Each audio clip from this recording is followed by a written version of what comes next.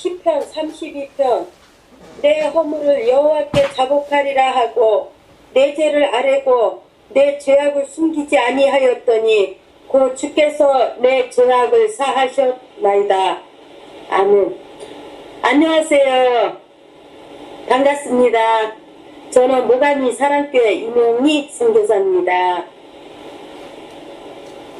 제가 있는 곳은 일본 동북지방에 위치한 야마가다현 작은 시골 마을에서 교회를 섬기고 있습니다. 벌써 제가 이곳에 일본에 온 지가 10년이란 세월이 넘었습니다. 제가 사역한 지는 이제 6년째 되는데 정말 말로 형용할 수 없는 그런 산골 오지라는 곳입니다. 겨울에는 시베리아를 연상케 하는 눈보라가 휘몰아치고 있으며 때로는 눈이 많이 내릴 때는 5m, 6m의 정도의 훨씬 넘는 그러한 험난한 산골입니다. 제가 처음에 왔을 때는 이 지역에 한 1만 가구가 모여 살고 있었습니다. 이곳은 교회가 없는 지역이라 제가 이곳에 처음 왔을 때는 하나님 앞에 정말 회심하고 그리고 주님 앞에 돌아와서 하나님의 부르심을 받고 안방에서 교회를 개척하게 되었습니다. 하나님의 뜻과 섭리가 있었다고 봅니다. 제가 일본이란 이 산골까지 올 거라고는 상상도 못했지만 어쩌면 하나님의 그 섭리와 뜻과 계획이 세워져서 하나님께서 저를 이곳에 불러주셨다고 생각합니다. 제가 이곳에 있으면서 그 죽음의 문턱에서 이 죄 많은 한 여인을 하나님께서 건져주시고 회개시켜 주시고 또 주님의 복음을 전할 수 있는 선교사로 새롭게 저를 변화시켜 주셨습니다. 그 분을 통해서 저는 완전히 내 인생이 변화가 되었습니다. 고린도후서 5장 17절 보면 그런즉 누구든지 그리스도 안에 있으면 새로운 피조물이라 이전 것은 지나갔으니 보라 새 것이 되었도다 말씀하셨습니다. 저는 주님을 만남으로써 세상과의 완전한 인연을 끊고 이제는 완전히 하나님의 자녀로서 거듭난 새 삶을 살고 있습니다. 주님을 만남으로써 빵점짜리의 인생을 살았던 제가 행복 만점짜리의 인생으로 바꿔진 이 한 여인이 하나님 앞에 그 은혜가 너무 감사하여 제가 금년 2012년 눈물의 고백이라 하는 간증집 책을 내게 되었습니다. 솔직 담백하게 고백했던 나의 이 삶, 어느 누구에게도 자기 자신을 드러내기 힘들고 고백하고 싶지 않는 나의 삶이지만 그러나 제가 하나님께서 나 같은 죄인을 하나님의 자녀로 삼아주셨다는 것을 생각하면 제가 그동안 살아오면서 하나님을 마음 아프게 하고 세상의 방탕한 생활을 일삼았던 제가 용서받을 수 없었던 제가 이렇게 하나님의 자녀를 거듭나게 하셨사오니 저는 그분께 영광을 돌리기 위해서 어려운 결심을 하고 이 책을 펴내게 되었습니다. 정말 하나님은 참 좋으신 분이십니다. 그분은 한시도 나를 잊지 않고 내가 어느 곳에 가든지 방탕한 생활을 일삼았어도 하나님 큰 눈동자로 하나님이 선택한 백성은 절대로 버리지 아니하시고 끝까지 인내하고 참으신다는 것을 저는 비로소 그 사랑을 깨달았습니다. 오늘 있기까지 제 뒤에서 수많은 사람들이 저를 위해서 기도하시고 그 눈물에 헌신이 없었다면 제가 오늘날 이렇게 멋지고 아름답고 존귀한 자로 제가 태어나지 못했을 거리라고 생각합니다. 오늘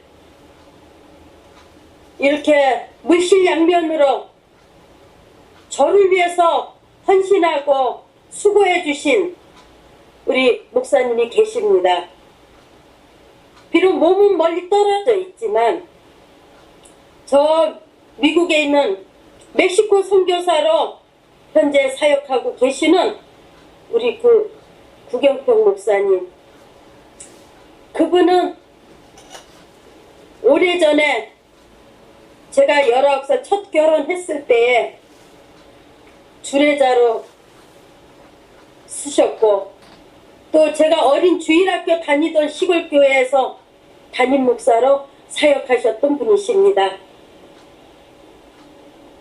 그분을 친구를 통해서 귀한 만남을 주셔서 제가 사역 처음 시작할 때부터 지금까지 몇 년간 관심과 사랑을 베풀며 이렇게 영상을 통해서 또 귀한 선물을 만들어 주셨습니다.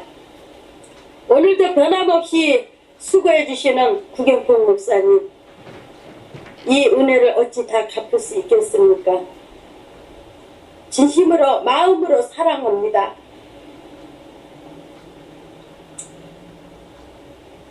저 같은 인생은 세상에서 하나님이 불러주시지 않았다면 제가 지금 어떻게 되어 있을까? 상상만 해도 정말 마음이 아픕니다. 저 같은 인생은 하나님 앞에 사랑받을 만한 자격도 없는 인생인데 이처럼 나를 사랑하시고 이처럼 존귀한 자로 만들어주신 하나님, 그분은 분명코 좋으신 분이십니다. 세상은 나를 버리고 가족은 나를 버리고 삶이 나를 버렸을지라도 우리 하나님은 영원히 저와 함께 하신다는 것을 저는 믿습니다. 하나님은 외모를 보지 않으십니다. 하나님은 우리의 중심을 보십니다. 사도행전 10장 34절에 보니까 베드로가 입을 열어 말하되 내가 참으로 하나님의 사람의 외모를 보지 아니하시고 각 나라 중 하나님을 경외하며 의를 행하는 사람은 다 받으신 줄 깨달았노라 했습니다. 하나님을 경외하며 하나님의 의를 이루는 그 사람을 하나님은 사랑하십니다.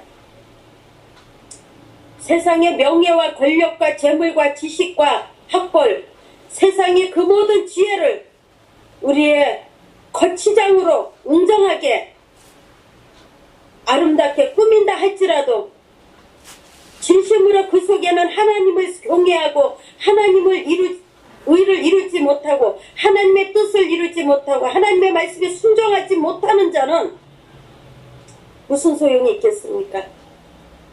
하나님은 하나님을 경외하며 의를 행하는 자, 진실로 믿음을 가진 자만이 하나님은 우리를 보고 사랑하고 계십니다.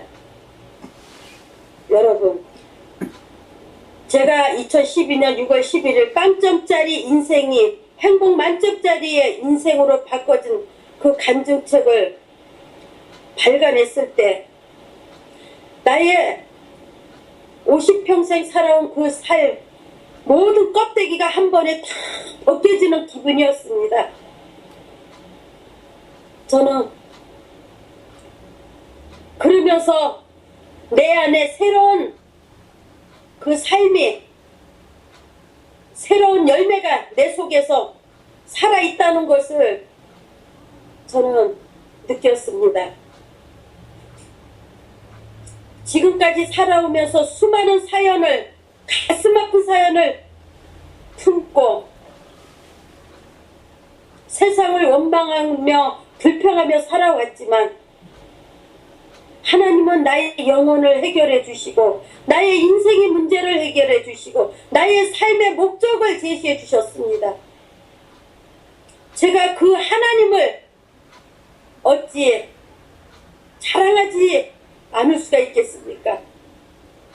하나님은 선한 자의 편이십니다. 하나님을 의지하는 자의 편이십니다. 하나님은 세상에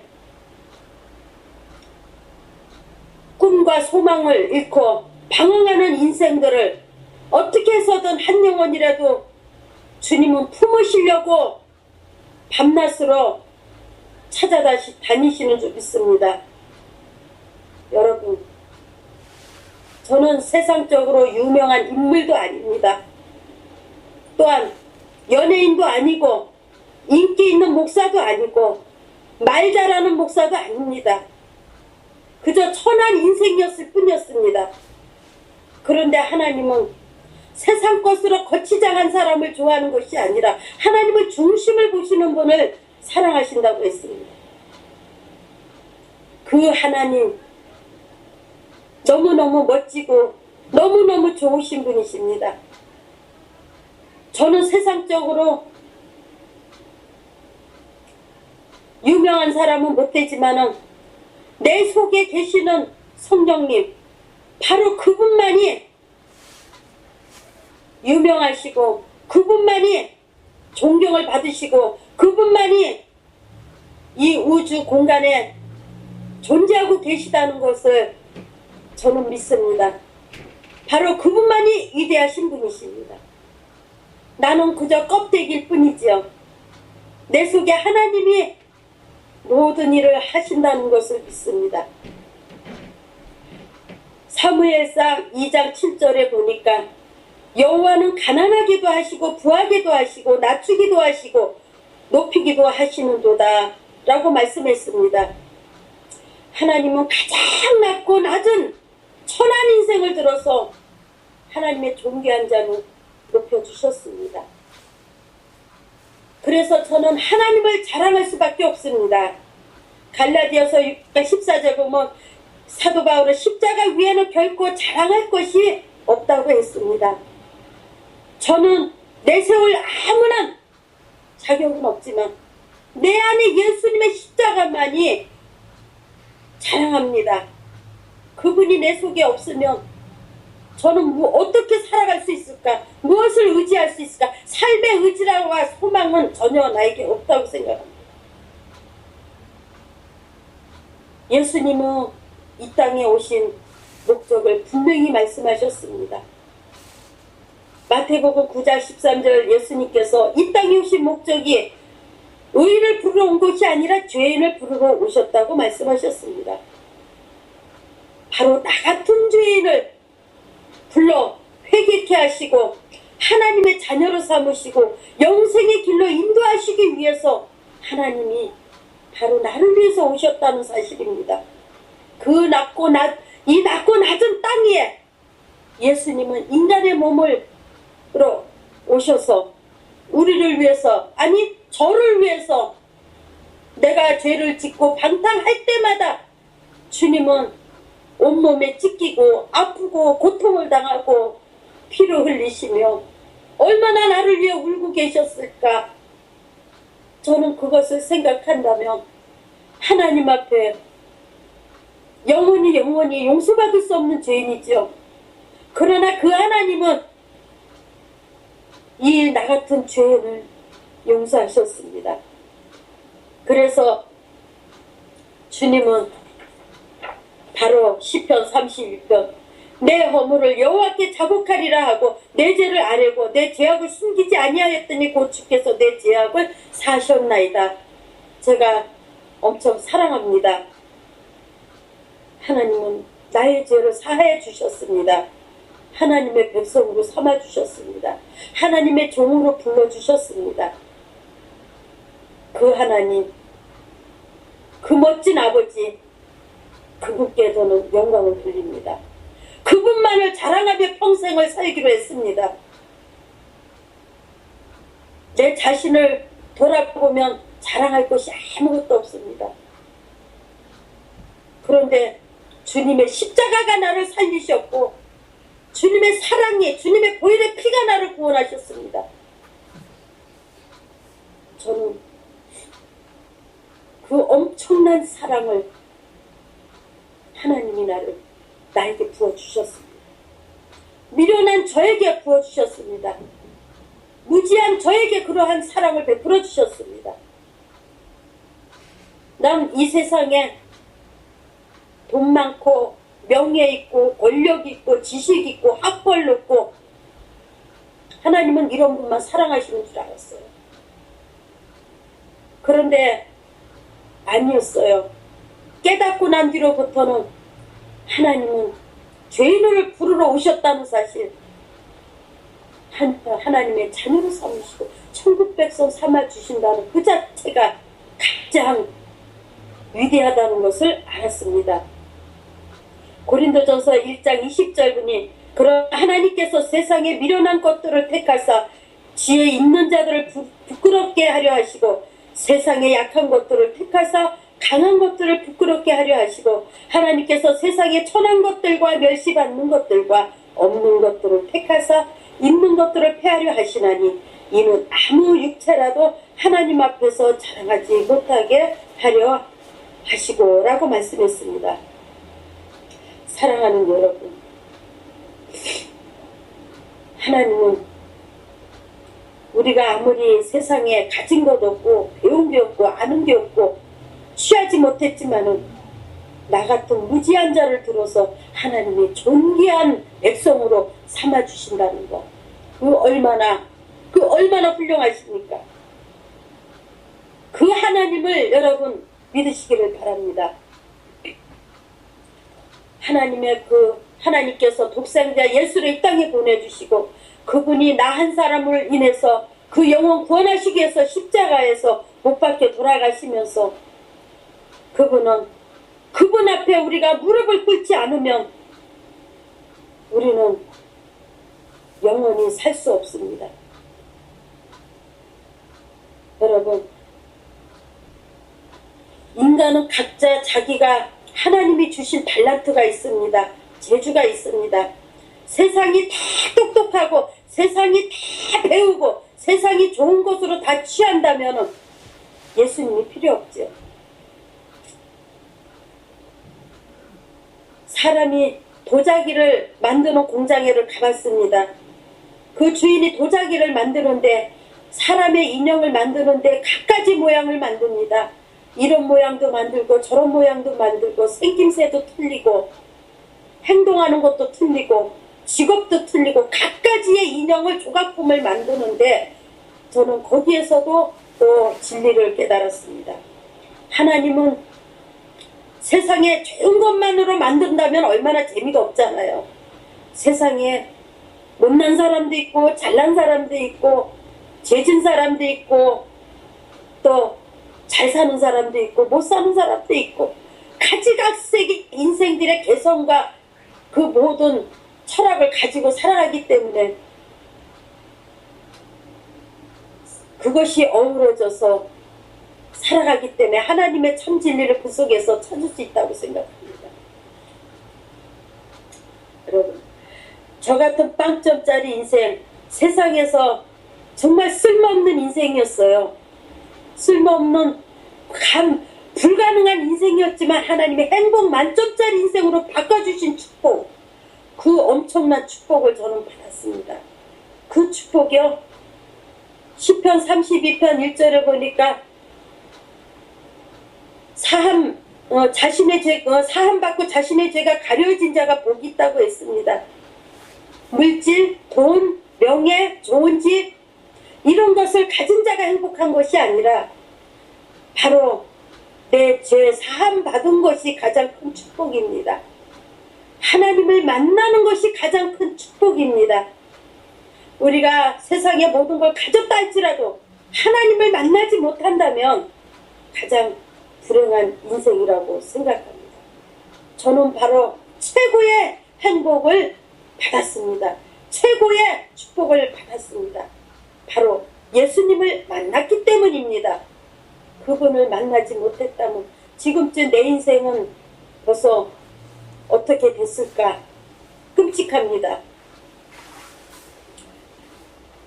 제가 세상에 빠져서 방탕의 삶을 살아가면서 정말 수가성 여인과 같은 그러한 인생을 살았습니다. 정말 저는 어렸을 때 성장을 말씀을 드린다면 가난한 집안에 아버지의 폭력에 시달리면서 또 12살이 15살이를 전전 생활하다가 억울한 누명을 쓰고 도둑으로 물려 경찰의 현장 조사까지 받은 그런 나이였습니다. 그리고 어린 나이에 성폭행 2번을 당하면서 정말 말 못하는 그러한 고민을 가슴속에 계속 품고 살아왔습니다. 부모도 모르는 그 가슴속에 그런 상처를 끌어안고 살아왔습니다. 근데 진정 내가 자유를 누리지를 못합니다. 늘 그 상처에서 벗어나지를 못하고 세상과 원망하며 나 자신을 원망하며 살아가게 되는 거죠. 왜 부모가 나를 낳았을까?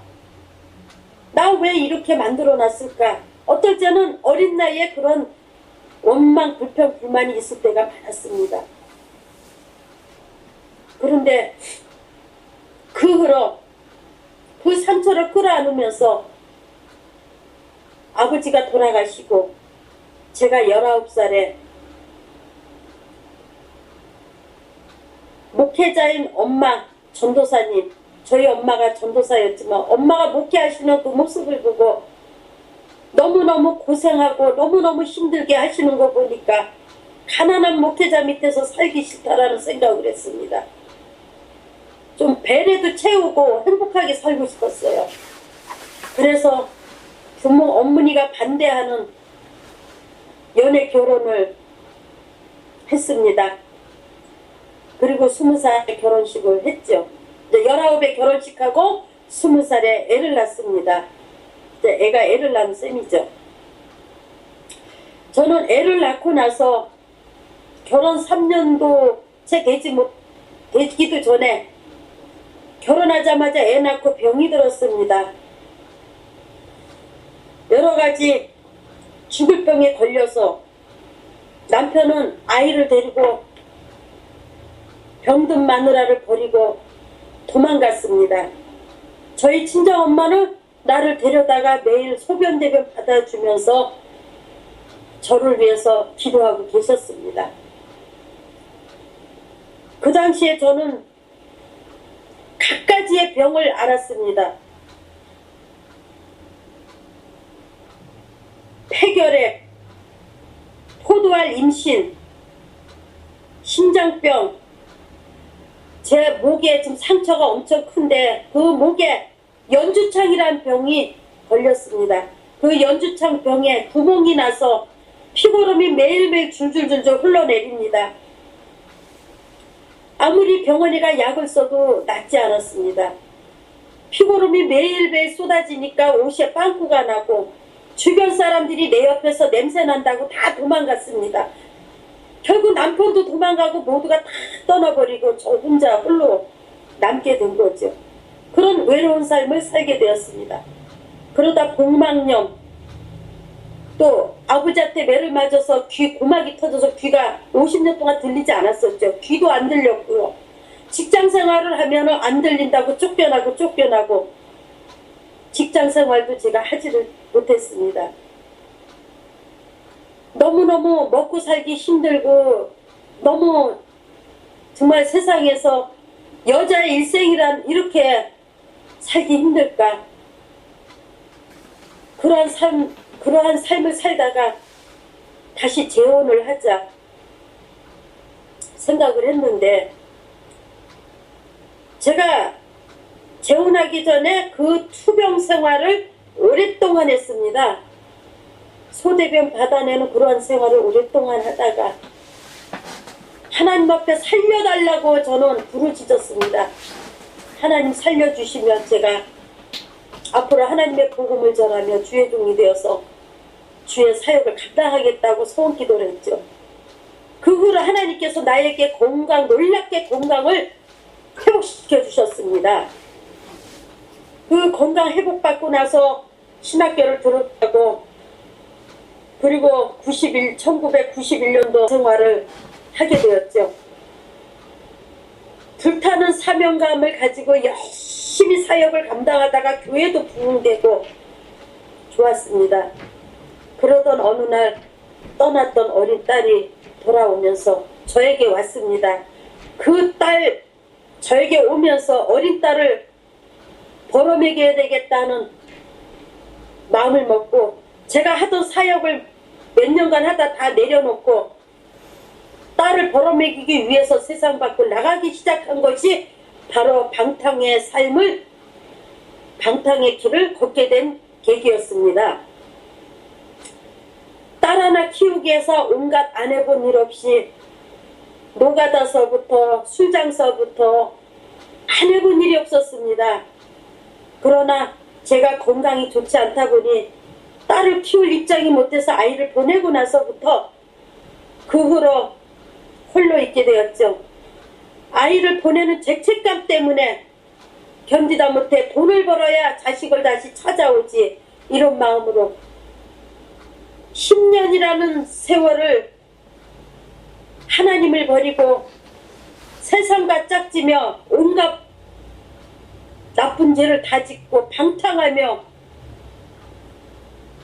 때로는 쌈도 하며 조폭생활도 하며 술장사도 하고 정말 안 해본 일 없이 살았습니다. 그렇게 살면서 매일매일 술로다가 세월을 보냈습니다. 못 먹는 술 하루에 3병씩 소주를 마셔가면서 딸을 그리워했습니다. 그렇게 그놈의 돈이 뭔지, 그 돈 때문에 사랑하는 자식을 버려야 되는가? 저는 돈을 사랑하게 됐습니다. 하나님보다도 돈 사랑하고 하나님보다도 딸을 더 사랑하게 되었습니다. 하나님 잠깐만 기다리십시오. 제가 돈 벌어서 자식을 좀 키우고 나서 다시 돌아올게요. 저는 그렇게 했어요. 여러분, 디모데전서 6장 10절을 보니까 돈을 사랑하니 일만하게 뿌리가 되나니 이것을 사모하는 자들이 미혹을 받아 믿음에서 떠나 많은 근심으로서 자기를 찔렀도다 라고 말씀하고 있습니다. 여러분, 방탕함과 술취함과 생활의 염려로 마음이 둔하여지고 뜻밖의 그날이 독가같이 너에게 임하리라 또 말씀했습니다. 늘 매일매일 술로다가 사는데 저는 완전히 알코올 중독자로 인생을 살게 되었습니다. 눈 뜨고 나면 내 손에는 소주병이 항상 들고 있었습니다. 병째로 들이키면서 그러한 죄악의 길로 하나님이 없는 삶을 살다 보니 지옥 같은 삶을 살게 되었습니다. 잃었던 신앙을 회복하기가 얼마나 힘든지 모릅니다. 여러분, 믿음을 끝까지 지키시기를 바랍니다. 한번 세상에 빠지게 되고 한번 믿음을 잃어버리게 되면 아무리 내가 몸부림치고 아무리 노력해도 다시 회복하기는 어렵습니다. 정말로 하나님 앞에 돌아오고 싶었지만, 마음은 원했지만은 세상이 나를 가만두지 않았습니다. 결국은 돈의 노예가 되다 보니 결국 내 몸의 건강도 잃어버렸습니다. 일을 할 수 없게 되었어요. 그러다 보니 재혼을 또 하게 됩니다. 너무 먹고 살기 힘들다 보니 첫 번째도 병들어서 버림받았지만 두 번째도 애기 못 낳아서 쫓겨나고 세 번째도 제사상 안 차린다고 쫓겨나고 네 번째 남편도 그 사람의 과거에 성폭행, 친족과 성폭행 강간으로 인해서 교도소에 들어가는 바람에 결혼 6개월 만에 자동이혼이 됐습니다. 그러다 보니 인생의 삶을 완전히 저는 포기하게 됐어요. 내 인생이 왜 이럴까? 왜 이렇게 꼬일까? 왜가 아닙니다. 내 스스로가 그것을 선택한 길이기 때문에 누구를 원망할 수도 없었죠. 여러분, 어떤 어려움과 고난이 와도 하나님을 버려서는 안 됩니다.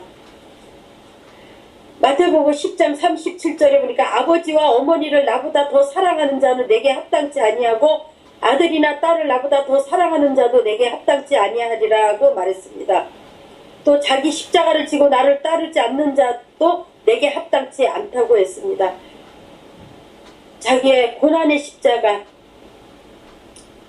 그 모든 십자가를 자기가 지고 믿음으로 전진해 나가야 합니다. 끝내 그 욕심 때문에 신앙을 극복하지 못하고 인생의 완전한 절망 속에서 자살을 시도했던 저는 그냥 하나님이 죽게 내버려 두지 않더라고요. 그래서 꿈과 비전을 갖고 일본을 향해서 제가 이렇게 왔습니다. 일본에 오니까 참으로 언어도 다르지요. 음식도 먹는 것도 다르지요. 생활도 다르지요. 적응하기가 그리 쉽지가 않았습니다. 그래서 일본은 편안하게 살 줄만 알았는데 한국에서 살 때보다 더 어렵고 힘들었어요. 일본은 부자 나라라고 해서 무슨 남자하고 결혼하면 행복한 줄 알고 남들은 그렇게 생각하는데 그렇지 않습니다. 여러분이 거의 이렇게 보통으로 생각할 때는 일본은 부자 나라이기 때문에 다 국민들도 부자인 줄 알고 생각하시는 분도 있을 거예요. 물론 가끔 가다가 또 운이 좋으면 부자들도 있죠.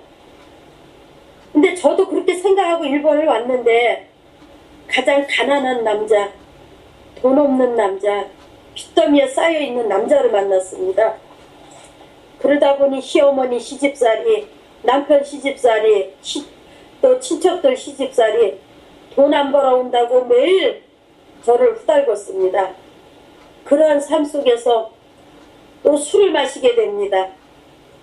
아무리 술을 마셔도 내 인생은 끝이 없어요. 해결이 안 되는 거예요. 그저 죽어야지라는 원망밖에 안 나오는 거예요. 이 산속에서 내가 이 농촌에서 시집와갖고 내가 뭐 때문에 이곳까지 왔나, 내 나라를 버리고 많은 회의를 느꼈죠. 그러던 어느 날 이 시댁의 빚을 갚기 위해서 산을 다니기 시작했습니다.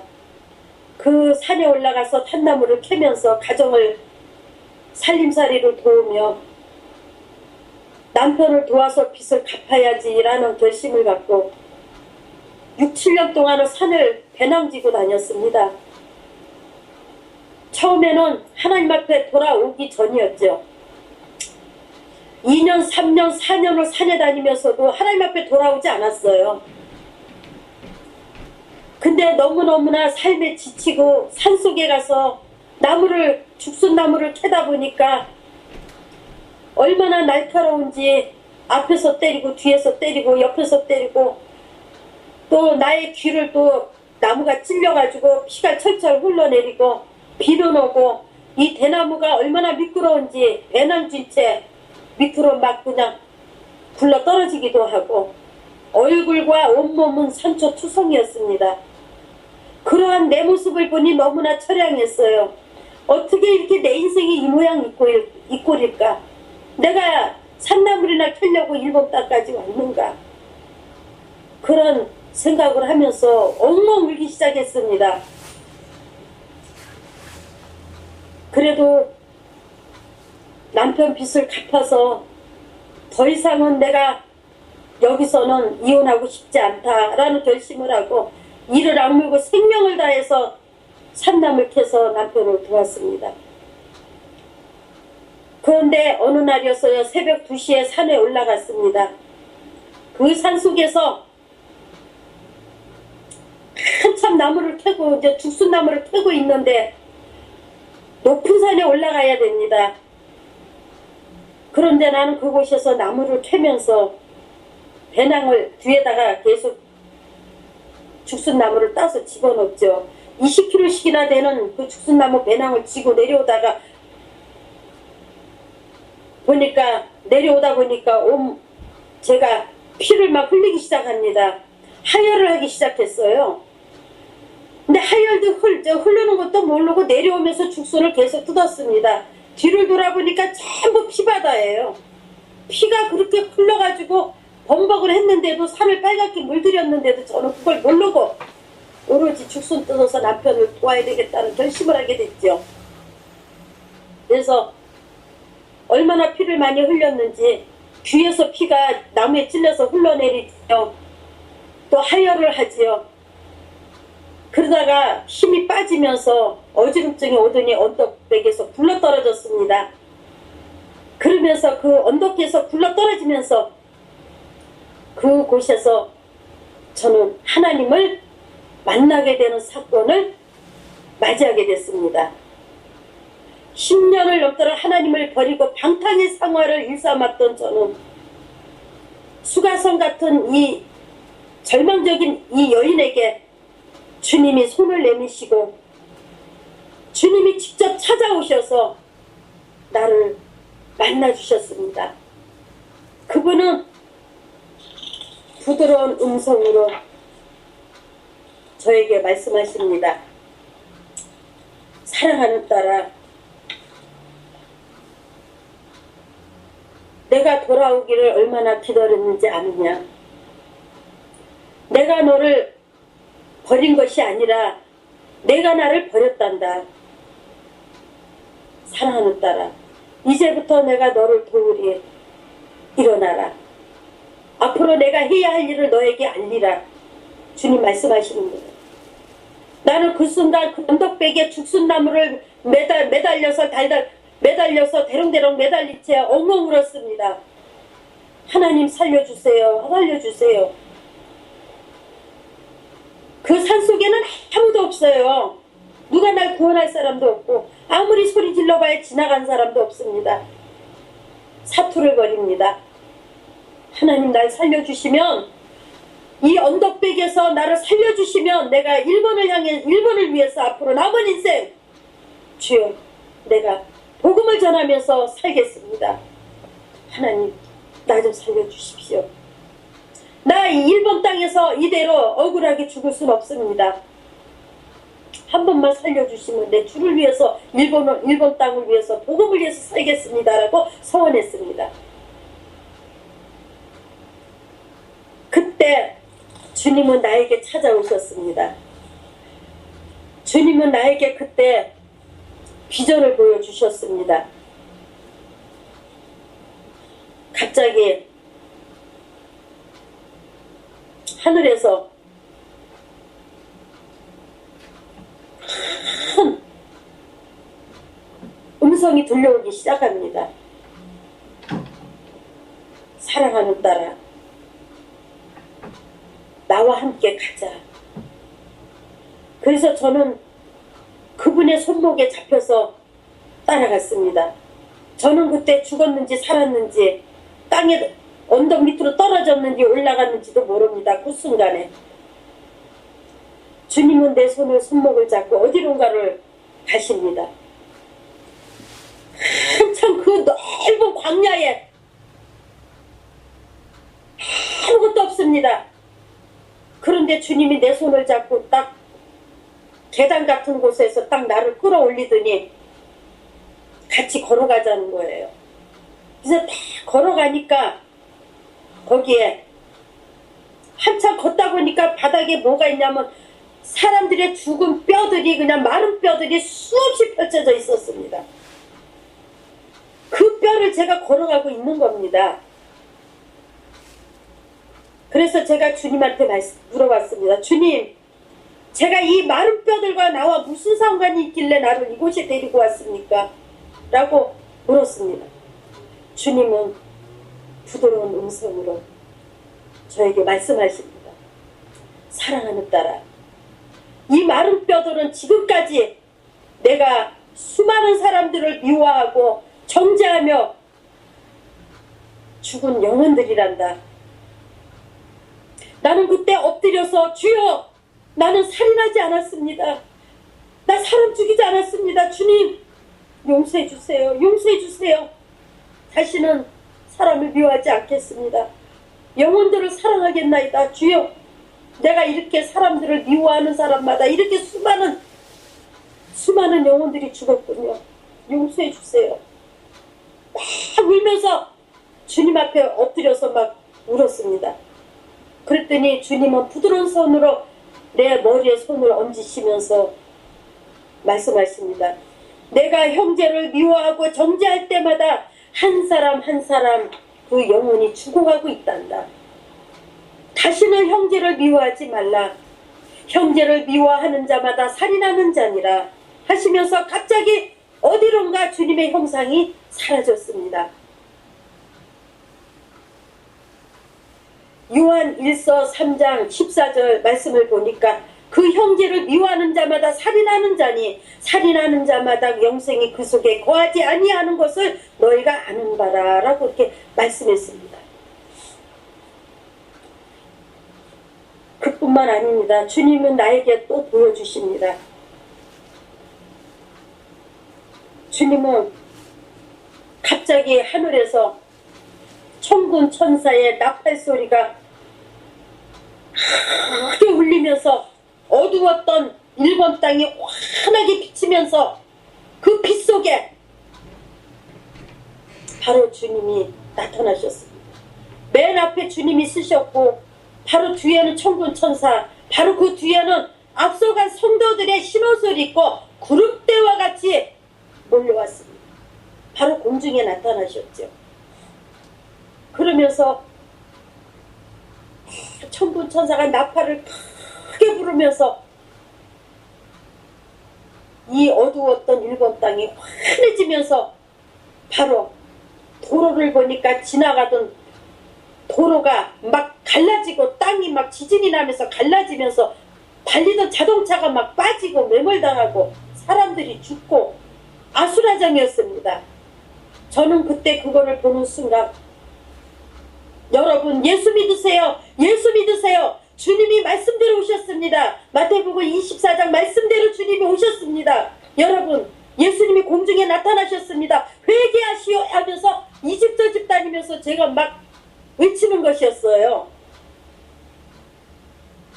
저는 그때 그러한 체험을 하면서 한 번도 10년 동안 방탕생활하면서 나에게 찾아오지 않았던 주님이 주님 만나면서 주님이 그러한 모습을 다 보여주셨습니다. 바로 나에게 소망을 주시고 희망을 주셨습니다. 그거를 저는 완전히 180도가 내 인생이 바뀌기 시작했습니다. 그리고 나는 죄사 받은 여인으로 바뀌어졌습니다. 주님 앞에 낱낱이 나의 허물을 자백하고 고백하고 숨기지 아니하였더니 그 주님께서 내 죄악을 다 사해 주셨습니다.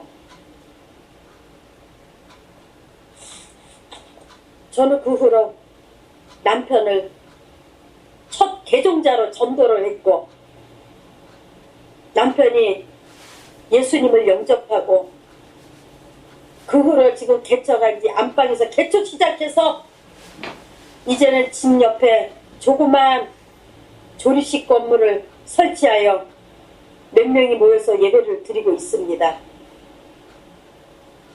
남편이 완전히 거듭나서 하나님의 사람이 되었습니다. 물론 남편이 기독교를 개종할 때 수없는 핍박과 환난이 따랐죠.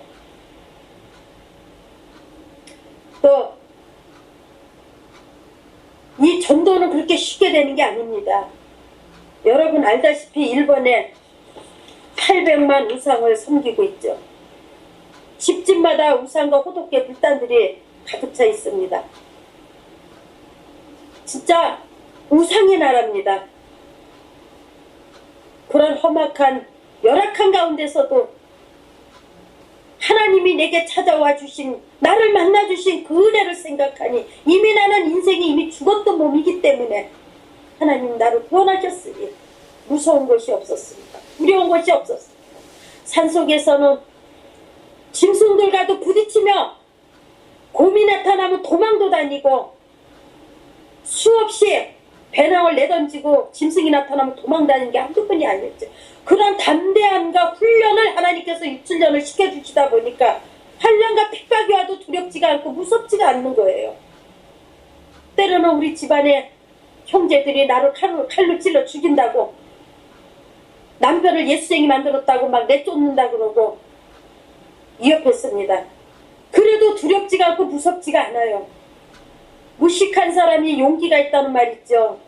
저는 하나님이 내게 주신 건 담대함, 용기밖에 없었습니다. 그 배짱을 가지고 지금까지 5년째 사역을 밀고 나왔습니다. 제가 일본에서 그렇게 화려하게 멋진 예배당, 수많은 사람을 전도해서 교회가 부흥이 되고 꽉 차서, 그래서 성공해서 제가 책을 낸 게 아닙니다. 내 안에 오신 예수님, 수가성 같은 나 이 죄인을 불러주신 하나님, 그 하나님을 나와 같은 고통과 고난 속에서 지금도 헤매면서 살고 있는 그분들에게 조금이나마 용기를 주고자, 희망을 주고자 이 책을 펴내게 되었습니다. 어떤 분이 그러대요. 너무 솔직하게 써서, 참 어떻게 그렇게 솔직하게 썼느냐. 글쎄요, 내 속에다가 거짓말을 담고 싶지 않았어요. 지금 제 자신이 목회자면서도 강단에서 내 자신의 내 가슴 속에, 목회자의 가슴 속에 상처가 있는데 그 상처를 끌어안고 성도들한테, 자신은 당장 치료받지 못하면서 성도들한테 치료받으라고 외치는 것이 거짓말 같았습니다. 거짓된 신앙, 거짓된 목회자, 거짓된 마음, 저는 그런 것이 싫었습니다.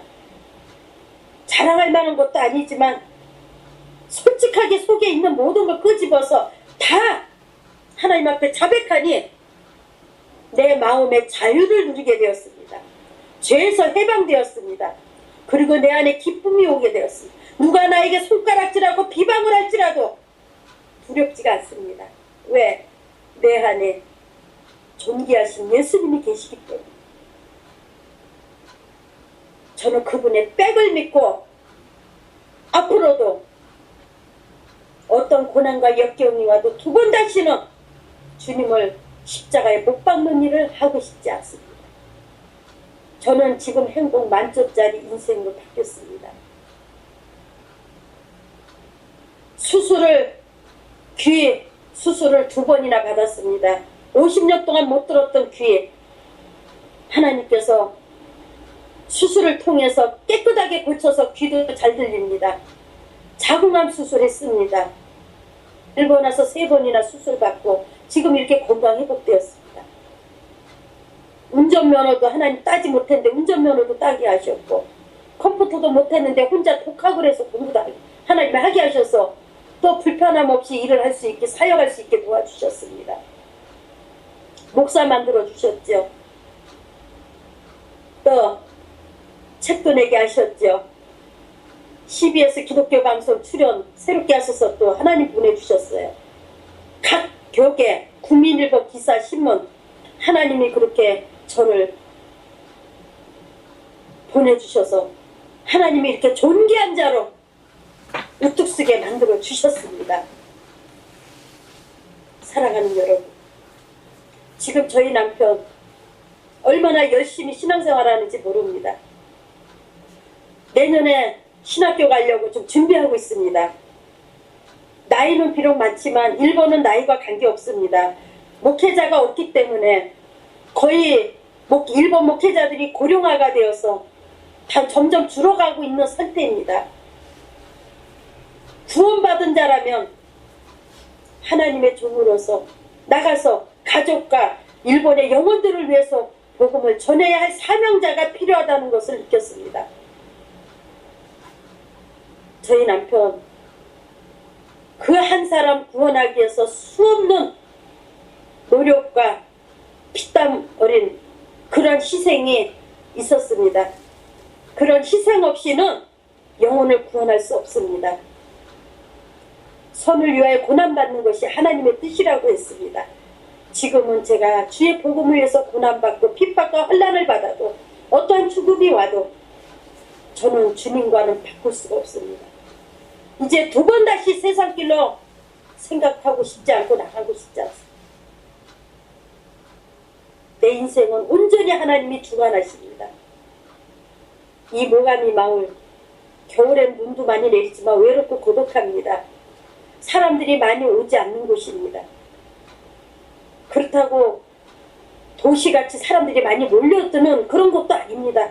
열악한 곳이지만 한 영혼을 바라보고 이 삶 속에서 저는 오늘도 기도하며 내일을 위해서 달려갈 것입니다.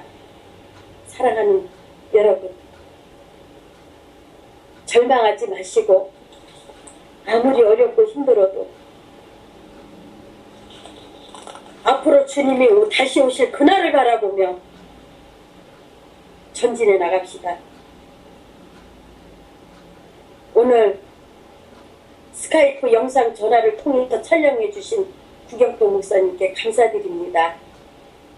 여러분, 여기까지만 하겠습니다. 사랑합니다. 할렐루야!